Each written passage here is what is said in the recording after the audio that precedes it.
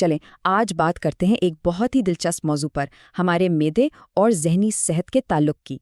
کبھی سوچا ہے کہ جو ہم کھاتے ہیں کیا وہ ہماری موڈ پر بھی اثر کرتا ہے؟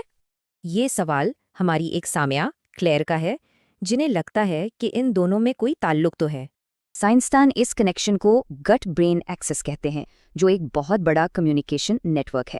ویسے یہ کوئی نیا خیال نہیں ہے، قدیم یونان سے لے کر 20ویں صدی تک اس پر بات ہوتی رہی ہے۔ تو سوال یہ ہے کہ معدہ اور دماغ آپس میں بات کیسے کرتے ہیں؟ اس کے 3 بڑے راستے ہیں۔ پہلا طریقہ ہے ہمارا امیون سسٹم یعنی مدافعتی نظام، جس کے ذریعے پیغامات بھیجے جاتے ہیں۔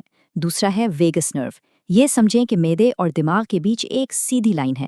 اور تیسرا راستہ ہے میٹابولائٹس، یہ وہ کیمیکلز ہیں جو کھانا ہضم ہونے پر بنتے ہیں۔ یہ کیمیکلز خون کے ذریعے سفر کرتے ہوئے سیدھا ہمارے دماغ کے کام کرنے پر اثر ڈال سکتے ہیں۔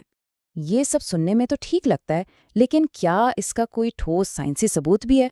ایک بہت اہم تحقیق میں ڈپریشن کے شکار انسانوں کے جرثومے چوہوں میں منتقل کیے گئے، اور نتیجہ؟ چوہوں میں بھی ڈپریشن کی وہی علامات نظر آنے لگیں جس سے تعلق ثابت ہو گیا۔ اب یہی تحقیق چوہوں سے آگے بڑھ کر انسانوں پر بھی ہو رہی ہے۔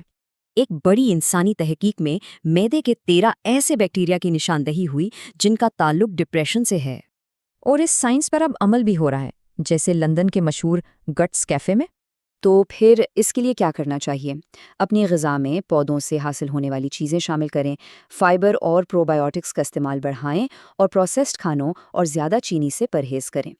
لیکن ایک بات یاد رکھیں، خوراک اکیلے ڈپریشن کا علاج نہیں، یہ بس ایک پہیلی کا حصہ ہے۔ تو آگے کیا ہو سکتا ہے؟ دیکھتے ہیں کہ مستقبل میں علاج کے کون سے نئے طریقے آ سکتے ہیں۔ مستقبل شاید سائیکو بائیوٹکس کا ہے، یعنی ایسے خاص بیکٹیریا جو ذہنی صحت بہتر کریں۔ سائنسدان اب اچھے اور برے بیکٹیریا کی پہچان کر رہے ہیں جو ذہنی حالت پر اثر انداز ہوتے ہیں۔ اس کا مقصد ایسی خاص گولیاں بنانا ہے جو ڈپریشن جیسی علامات کو کم کرنے میں مدد دیں۔ تو کیا یہ ممکن ہے کہ ذہنی صحت کے علاج کا مستقبل ہمارے فریج میں چھپا ہو؟